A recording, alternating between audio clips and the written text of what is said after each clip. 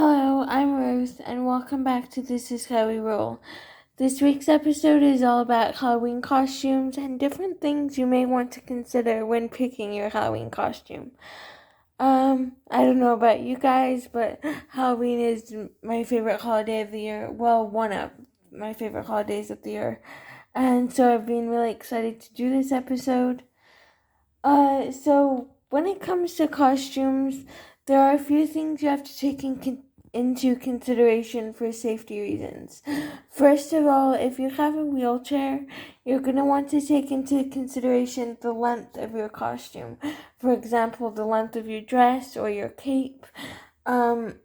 It's really important because it could get caught around your wheels and then you could get pulled out of the wheelchair.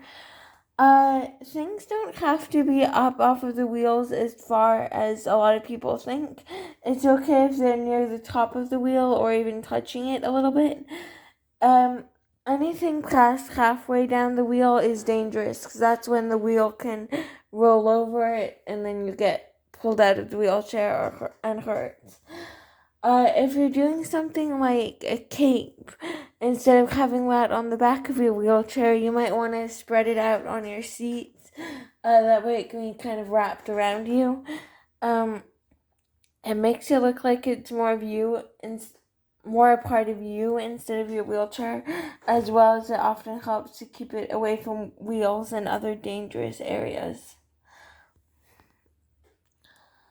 There are actually a couple of things that it's good to look at for convenience, like how easy it is to transfer in and out of your wheelchair or other mobility equipment.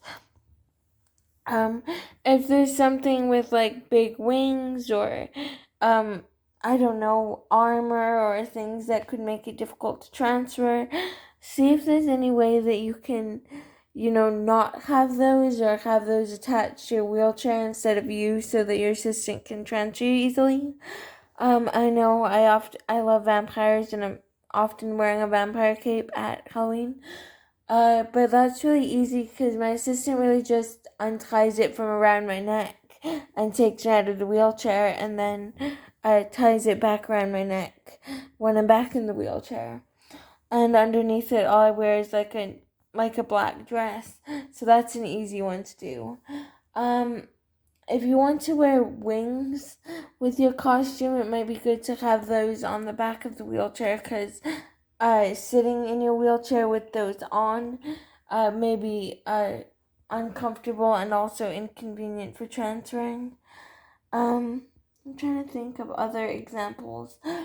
But essentially, if there's just going to be something that's going to make it difficult for you to move, see if you can attach it to your wheelchair or come up with an alternative. Another thing you might want to take a look at is the colors of makeup that you're wearing. For example, if you do transfer with an assistant, you might not want to be wearing a lot of dark makeup because it could get on your assistant's clothes and maybe stain, and you obviously don't want that, neither one of you do. So see if there's maybe another way that you can portray your costume without the dark makeup. If you want the makeup, then see if there's a way that you don't have to have your face touching them while you're transferring. Another thing you really want to consider is fire. The reason why I say this is because a lot of people like to have jack-o'-lanterns around Halloween, and a lot of times they have little candles in them or whatever. Everyone has to be extra vigilant that their costumes don't get caught in it. However, if you have a wheelchair, you have to be even more so because you're not always aware of where everything is dangling on the wheelchair. So make sure there's a good amount of room between you and any fire.